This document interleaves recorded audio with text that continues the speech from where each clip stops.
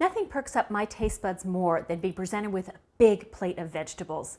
For this episode, I've got 3 spectacular side dishes that are so wonderful they can even do double duty as main items as well.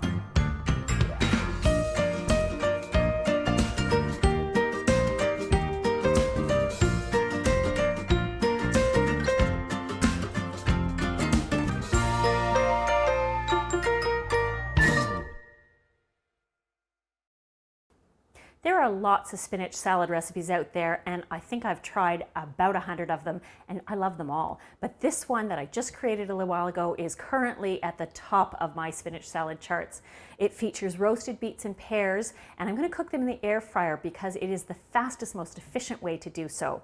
So I've cut up 2 medium beets here. I'm going to turn on my air fryer, and I probably want it at about 390 or so. And I'm going to set it for 20 minutes, although I won't need it for that long.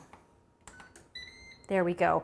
And if you're not familiar with air fryers, they're just basically mini convection ovens. So they roast things at a very consistent temperature with a fan moving the hot air on the food, and things come out not dried out, just fantastic. So I've put some olive oil on my beets. And generally, anything that goes into the air fryer should have a little bit of oil on it for best flavor. You don't have to add it, but I have had the best success when I do add it. And in fact, I'm going to add a little bit more. These beets have dried out a bit from when I chopped them a few hours ago, so they could use a little extra help.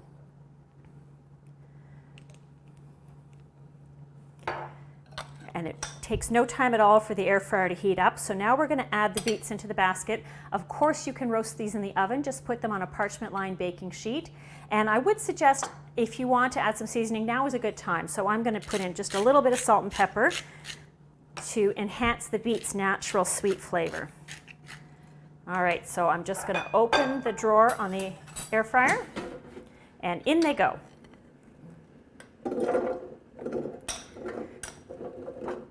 And if you're making a salad for a crowd, I like this air fryer because it has 2 baskets, so you can do double the cooking.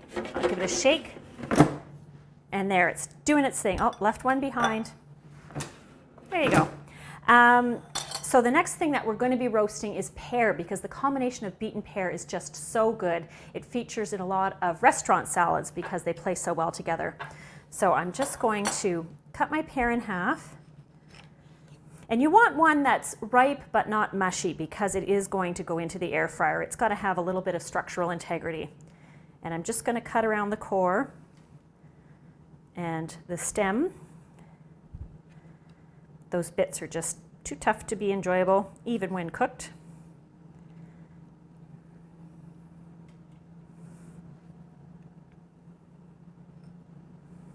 This is a Bartlett pear. You could use really any kind of pear at all. An Anjou would be nice. There's no need to peel it because the air frying or the roasting just makes the skin so soft.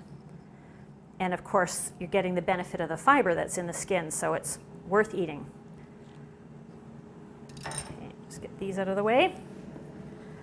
And you want to chop the pear into pieces similar to the beets, so about 3/4 of an inch or 1/2 inch.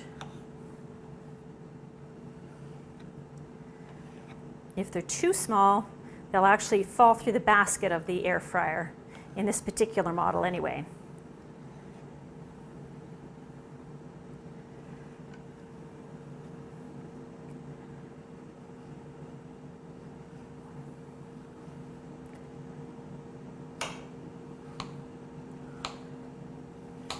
Now I'm going to put these in the same bowl that the beets were in.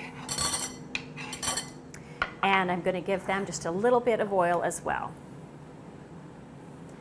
Not as much because they have a lot of moisture in them already.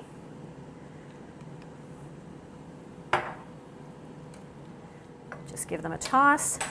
And because the pears are already so tender, they won't take as long as the beets, so I'm going to set them to the side, and then I will put them in when the beets have had a few minutes to cook already. So now it's time for our dressing. And you might be surprised to know that I'm not making a lemon vinaigrette because that is my favorite. This is a maple balsamic olive oil vinaigrette, and I just love it. So I've started by putting some Dijon in my shaker jar. Now I'm going to add the balsamic. And it's a good idea to use the best balsamic you can afford. I wouldn't say that the bottles that are $100 are necessary for this, but a good quality balsamic will make a lot of difference when it is being used as a dressing. And maple. Again, honey, agave syrup would be equally good. Some salt and pepper. Not too much because we have already added some to the beets. And we'll give this a little shake.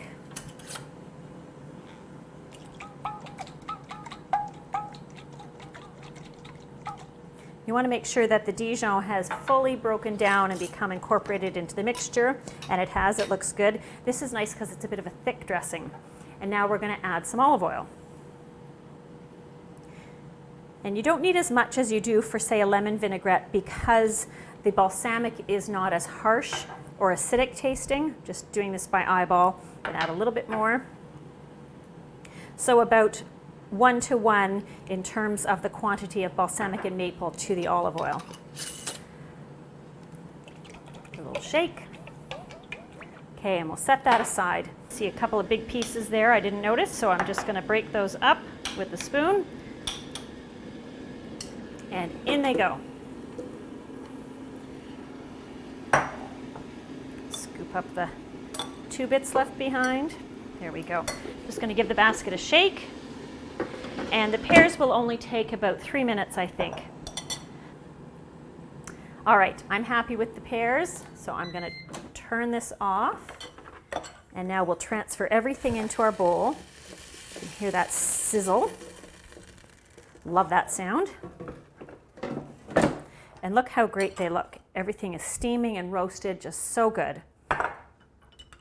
So the rest of the dressing.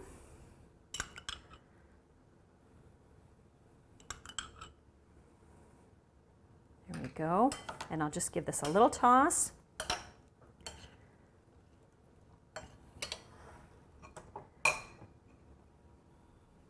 And now we're going to add it to the spinach. I think I'm going to switch to one of the bigger spoons for that job. And just kind of scatter it over. Some of it will slip down the sides, and that's okay. This is also really nice if you assemble individual plates or bowls of salad. I like to call those a compost salad, where you kind of plan how each person's serving is going to look. And it can just look so pretty with the colorful fruit and vegetables on top of the spinach. I actually think for the quantity of spinach I have, I'm not going to add all of the beets and pears because that's looking like enough to me. Even though they're fantastic, you just don't want to overdo it. Now we're going to add our walnuts. Just a quick scatter on top, and that's another nice counterpoint of color for us. And last but not least, a little sprinkling of cheese. Chev is often served with beets. I'm going with feta because I really like the tang of feta, but if you like Chev, this would be a great time to use it. I'm going to switch to my fingers because it's easier to distribute it more evenly. I am pretty excited to tuck into this salad. Spinach with roasted beet and pear and a maple balsamic vinaigrette. So good. Up next is a recipe that incorporates all the great add-ins that make baked potatoes so scrumptious, but it's made casserole style, which is much easier.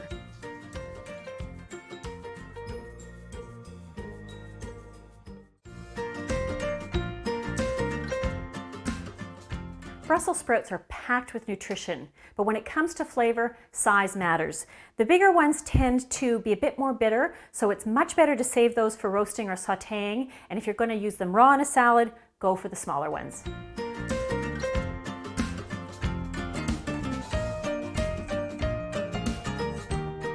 So here's a fun fact. My father grew up on a potato farm in Prince Edward Island, so I think loving potatoes is just in my genetic makeup.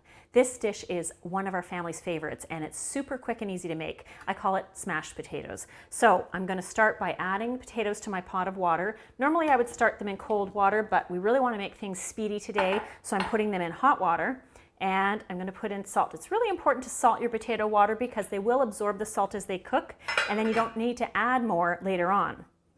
So while these are cooking, I'm going to start to get our fully loaded things up and running here. So in this case, chives or green onions. I'm going to do green onions, and I'm going to do the whole onion because it's going to be folded into hot cooked potatoes. The white part will cook in that heat, but I am going to split it in half so the pieces are small. I really love chives and green onions and fresh herbs because they're a great way to add a big pop of flavor. I grow mine hydroponically in the winter and then out in the garden in the summer.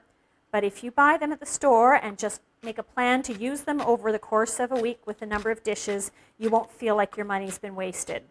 And many herbs can be frozen successfully, including green onions. They won't be suitable for using fresh, but you could add them to a soup or a stew. All I would do is take these, put them in a Ziploc bag, and add a little bit of olive oil or water. Press the arrow as I seal the bag, lay it flat, and then anytime I want to add green onions to a dish, I just open the bag, crack a corner off, and in it goes. And you can do the same for parsley and basil. It really works out well. Chives also. So I have all kinds of little bags of herbs that might have otherwise gone into the compost, but I didn't want to let that happen.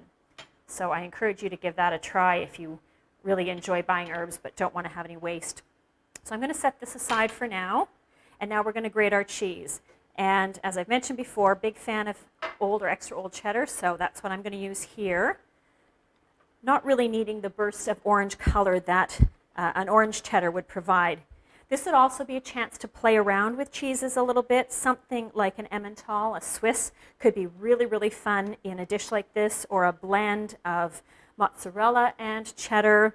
Anything that's just going to melt nicely because you want it to really blend in with the potatoes. And I'm looking for about somewhere between 3/4 of a cup to a cup. I think we're there now. And I've got a bowl for that.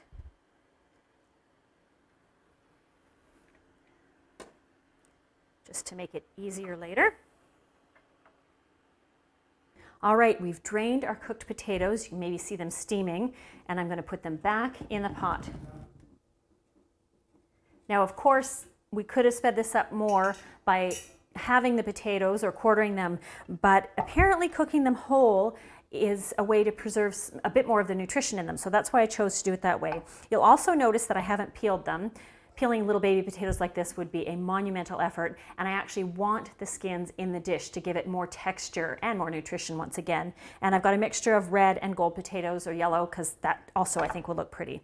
So our first thing that we're going to do, and this board is a little wobbly, so I'm going to swap it out for an oven mitt, is we're going to coarsely smash them.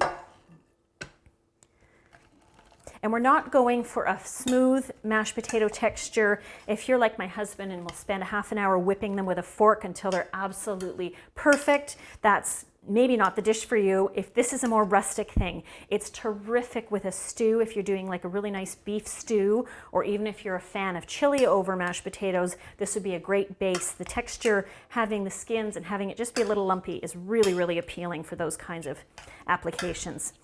Okay, so we've got them coarsely mashed. As you can see, I'm just going to bang off the skins that are here. Or maybe I'm going to nudge them with a knife. Don't need to make that much noise. There we go. And now it's time to add in the things that make them so delicious. So I'm going to start with the butter because we want to make sure that it melts. Not too much butter because we've also got cheese and milk, so it's just for a little bit of flavor, not so much to make them less dry. And back to, I think we'll just leave that go. I'm going to put in the milk, and now we'll give it a little bit of a mash.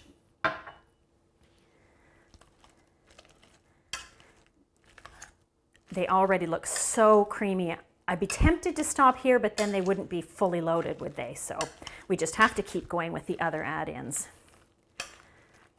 And it's amazing how a big pot of potatoes condenses down so well when you do a good job smashing them. Our cheese is next. I don't think I'm going to add quite all. That was a bit more than I intended to grate.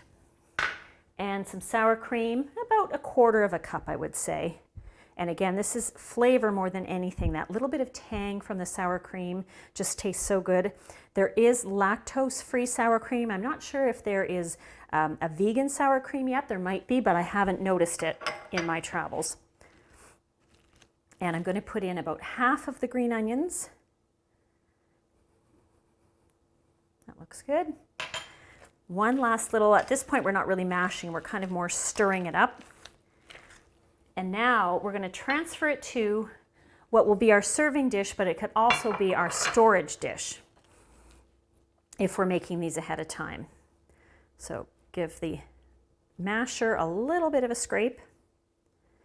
If I'm making smooth mashed potatoes, I usually give them a quick mash with my masher, and then I use my handheld electric mixer, and it does the most amazing job of making really smooth mashed potatoes. I don't have my husband's skills with a fork to turn potatoes into silky smooth the way he does. All right, so we're just stirring in the last of the sour cream that is still visible. And I just love seeing the skins and the little bits of potato. And now we're going to transfer it to our serving dish. And when you put it in, you don't want to pack it down too tightly, especially if you're going to reheat it, because the denser it is, the longer it's going to take to reheat. I find it's okay if it's kind of sticking up over the top of the dish. It makes it look even more appealing.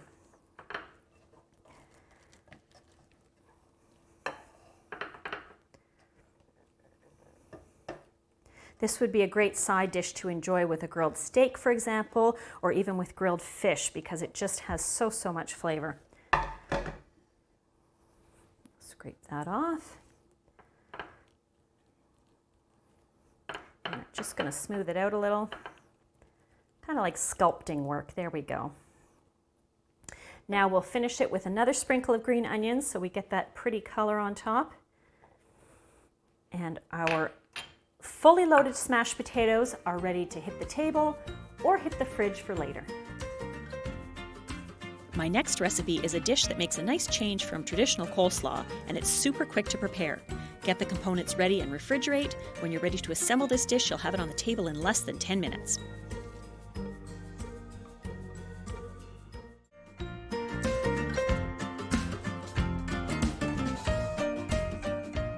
This vegetable side dish is so packed with color and flavor. I just love making it, and I really love eating it. So I'm going to start by getting the leeks cut, and I'm going to heat my pan. Make a little bit of noise here, just to a low heat, and we're going to saute the vegetables. I really love a warm slaw. It makes a nice change from a crisp, cold coleslaw, even in the summertime, and they're just super duper in the winter for all sorts of purposes, whether as a meal on their own, as I mentioned, or if you want to have them as the best sidekick. So the combination of Brussels sprouts and leeks and red cabbage is probably prettier than it is anything else, except it's also really delicious too. So you don't want to slice the leeks too thinly. You want each vegetable to be recognizable in the dish. So I'm pretty happy with that. I was going to do a second one, but I think I might just do half of it because that was a pretty substantial leek. When you're working with leeks, you always cut the stiff green part off the top because they're practically inedible. You could probably steep liquid in them to infuse it with leek flavor, but not useful for anything else. And then you also obviously cut off the stem end. And then the easiest way, as you can see, is to cut them in half, and then you can cut them into little half moons. I really like leeks with fish, so this would be a super side dish for fish, for example.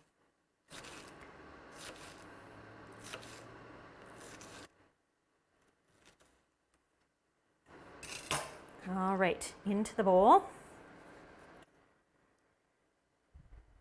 Now that our pan is hot, we're going to start the cabbage and the leeks first because they need a little bit more cooking time than our Brussels sprouts. I'll increase the heat a little. I'm going to add the leeks. And now I'm going to add the red cabbage. I like the color contrast of using red here, but flavor-wise, green would be fine if that's what you have on hand and you're trying to use up. It just looks so similar to the Brussels sprouts that I do appreciate the contrast here. Give it a stir so that things get coated a little bit with the oil. I've got so much in here. I was thinking about adding a little bit more oil, but I can see now that it's getting coated well. And I'm going to turn the heat up and give these a kickstart. So now we're going to finish cutting our Brussels sprouts, And what you do is peel off any outer leaves that are sort of discolored or broken or whatever, and then just hold them with your fingertips and thinly slice from the top down. There is a very firm root end at the bottom, so we'll be discarding that part. If you want smaller slices, you can also have them from top to bottom and then cut them that way. But because they're getting cooked down, I don't mind having whole slices.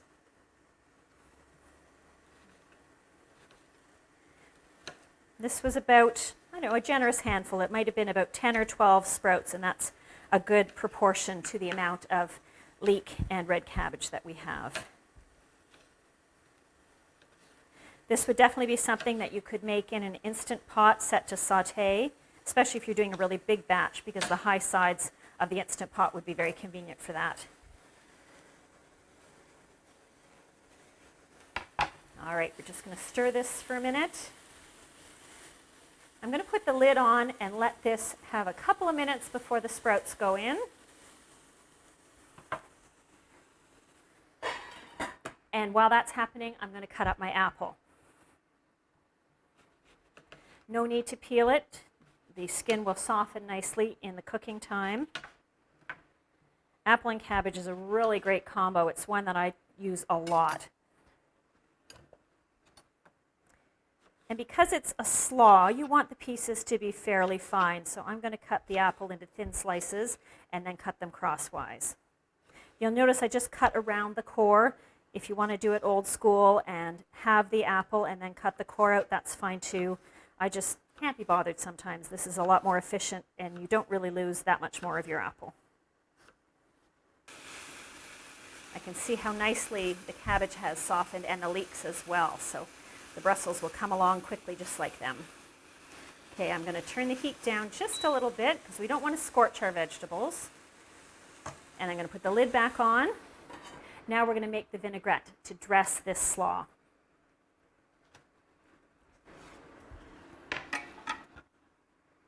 So I've got lemon and Dijon here. I should call this Paula's Classic Vinaigrette, except I didn't invent it. I'm going to actually shake it first to get the Dijon mixed in with the lemon.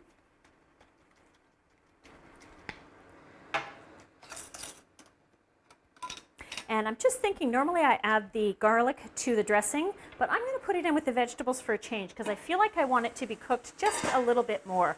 So what I'm going to do for that is make a little hole in the middle of the pot so the garlic gets right down to the heat, and then I'll cover it up with vegetables and then it'll cook. Just kind of a game time decision here. All right, so now we're going to add maple syrup to our lemon juice and Dijon. Again, my preferred sweetener for dressing. You could definitely use white sugar if you like that, or honey.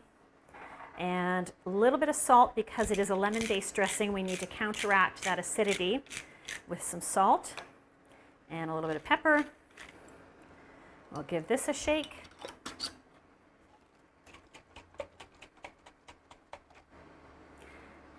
And then we will add our olive oil. I use olive oil and canola oil primarily for my dressings. I like the flavor of olive oil, but sometimes if I want the dressing to be more neutral, then I'll go with a canola oil.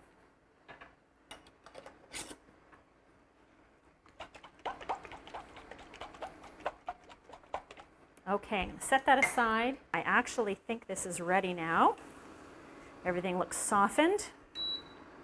So we're going to transfer it to our serving bowl.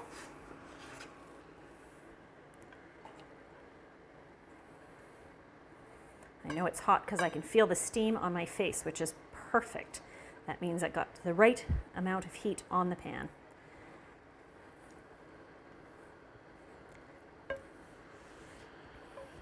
Look how colorful that is, just so great. Makes me feel healthy just looking at it, let alone when we come to eat it. Okay. It's going to be tight squeeze in there with the dressing, but I'll toss it very, very carefully. And as usual, we'll start with just some of it. I'm going to use this little spoon to help me toss. You definitely don't want to overdress it because it will really mind being soggy. I think that's going to be enough for this one. And as I've mentioned before, I love something with a little bit of crunch on the top of my salads.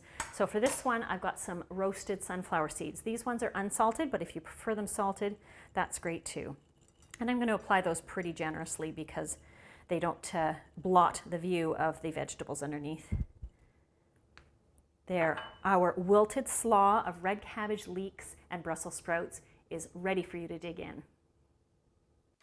If you're looking to perk up your plates, why not take a few minutes to create a spectacular side dish that will elevate the entire meal?